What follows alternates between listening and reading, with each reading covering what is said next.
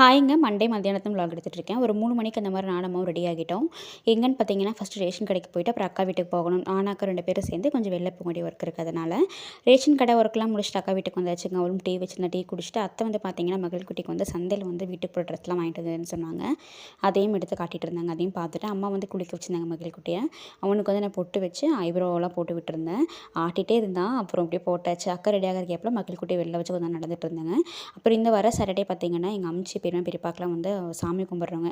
சாமி கும்பிட்றதுக்காக அவங்களுக்கு வச்சு கும்பிட்றதுக்கு சாரியும் வாங்கிட்டு, அம்மாவுக்கு வந்து ஸ்லிப்பரும் வாங்கிட்டு, நாங்கள் வந்துட்டு அங்கேருந்து கிளம்பி எங்கள் வீட்டுக்கு வந்தாச்சுங்க. அப்புறம் வரையில் முட்டை வாங்கிட்டு வந்திருந்தேன். ஸோ ஃபஸ்ட்டு வந்ததுமே டீ வச்சுட்டு, அப்புறம் ரேஷன் திங்ஸ்லாம் எடுத்து ரீஃபில் பண்ணிட்டு இருந்தேன். சைடில் டீயும் ஆயிடுச்சு. டீ குடிச்சிட்டு அப்புறம் மார்னிங் வந்து எனக்கு சுடிதார் வெட்டி வச்சுருந்தேங்க. ஸோ அதை ஸ்டிச் பண்ணிடலான்னு சொல்லிட்டு பண்ணிகிட்டு இருந்தேன். அந்த கேப்பில் அம்மா முட்டை வேக வச்சுருந்தாங்க.